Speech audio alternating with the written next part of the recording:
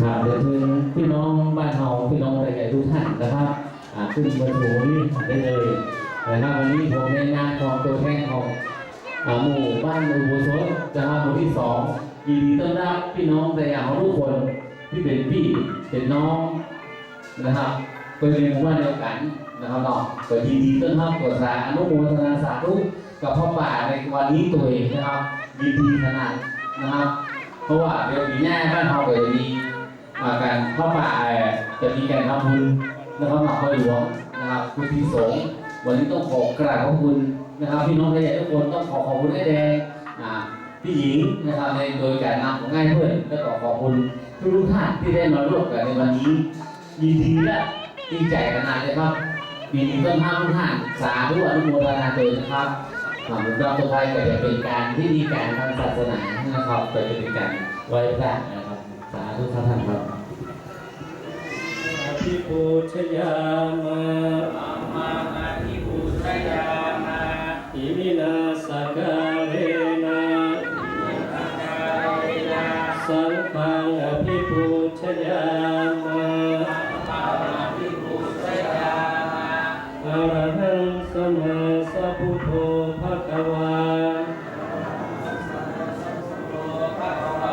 พุทธังภะคะวันตังอภิวาเทมิสวากขาโตภะคะวะตาธัมโมธัมมังนัมสสามิสุปฏิปันโนภะคะวะโตสาวกสังโฆมัจจาพันเตวิสุวิสุรัตนะตายะอิสรเนนะสหปัญจสีลานิยาจามะทุติยาปิมัจจามะเตวิสุวิสุรัตนะตายะอิสรเนนะสหปัญจสีลานิยาจามะอาทิยาปิมัจจามะเตวิสุวิสุรัตนะตายะอิสรเนนะสหปัญจสีลานิยาจามะ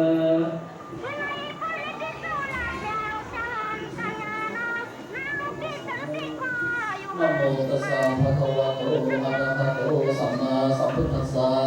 นะโมตัสสะภะคะวะโตอะระหะโตสัมมาสัมพุทธัสสะ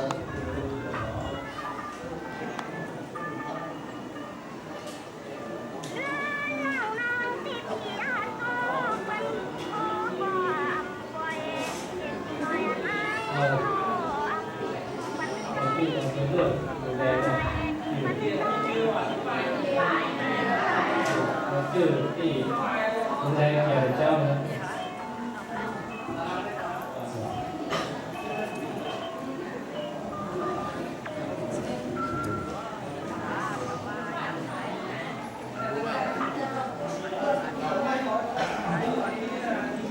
น้องอะไรอะไรก็มาดูว่าว่าเรื่องการเข้าภาษาเราภาษาประชาปีนี้เนาะซึ่งได้มีสองท่านสองเราเลยให้แดงกับผู้หญิงการสอนวิทยาเช่นสอนที่ดีโดยอยากมีสถานะมาจากภาคต่างๆเช่นรัฐศาสตร์สารปีการควบคุมก็เป็นปีนี้นะควบคุมภาษานักวิเคราะห์พูดนี้เป็นวันข้อสามเป็นวันอาสาฬบูชาเป็นวันต่างระดับเป็นวันหนึ่งในสามวันนอกของพุทธศาสนาเราที่เปิดมาบุญใหญ่คือทำบุญในการทำบุญเพราะว่าทำบุญทำบุญต่างๆเราสมัยต่อ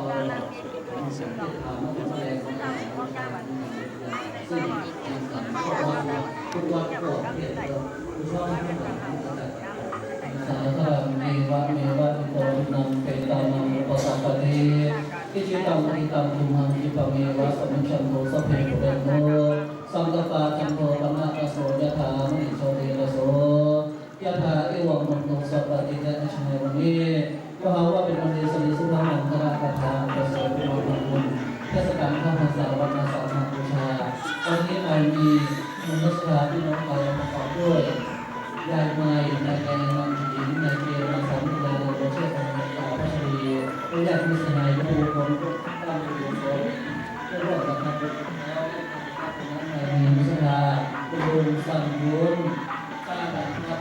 ซึ่งเป็นตัวแทนของเมืองท่าปลาต้นบุญในต้นนั้นนายมีมิตรนาซึ่งนำไปท่านผู้ชายทุกคนตั้งใจทำแล้วก็จะนั่งในมีการนึ่งในมีมุสลานายพระโมนางกำยงเด็กหญิงพิชราเด็กชายเจริญชัยพระลูกอยากจะมีการพิเศษให้ทุกคนแล้วก็จะนั่งในมีมุสลาครอบครัวของนายแสงแจ้งพบและญาติกาพี่น้องผู้คนนั่งเชียงแสงอาดี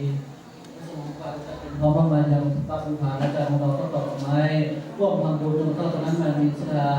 ครอบครัวของนายใจเอนานายพร้อมด้วยญาติกาบ้านหนองพึ่งสารพีก็ร่วมกับทำบุญทรงแต่งผลพร้อมน้ำมันจากบุปผาบุพาอาจารย์ของเราก็ต่อไม้ขึ้นเป็นตาและต้นพาป่าแล้วเราตอนนั้นมามีมุสลานายวีระปันตินายทุ่นปันตินายวิชิตปันติพร้อมด้วยครอบครัวญาติกาพิสหายทุกคนก็ร่วมกับตรงแต่งเป็นพร้อมน้ำมันจากบุปผาบุพาอาจารย์ของเราก็ต่อไม้ขึ้นเป็นตาและต้นพาป่าต้นนึ่งร่วมทำบุญแล้วเราตอนนั้นมามีมุสลายายมีพร้อมด้วยลูกหลานญาติกาได้สมุนไพรจะถึงพร้อมน้ำมันจากบุพาอาจารย์ของเราก็ต่อไม้เป็นเตียงก็เสียการทุนการทั้งหลายวันพรุ่งนี้ร่วมทำบุญพระประปาสามัคคีวัดโบสถ์แห่งนี้พระนาสาสนบุญกุศลอันมุรสธาอุบาสกอุบาสิกาพี่น้องใจทุกผู้คนได้ร่วมสมทบกันทุกกันเป็นพร้อมคนนั้นจะสะสมบุญสมรสนิพพานในยังเดียวปัจจุบันไม่ทรณีก็ที่เจ้าตาในตัวของสาเพียงแค่หาบันเงินหัวสถานบดีตัวสาวราอารามกัสราวัดอุบาสกแห่งนี้บดีตัวสาวตอนนั้นลงไปในสถานที่ใดที่หนึ่งบดีสถานที่ทำงานที่ใดที่หนึ่งบดีตัวนั้นจำบุญตัวนั้นจำตา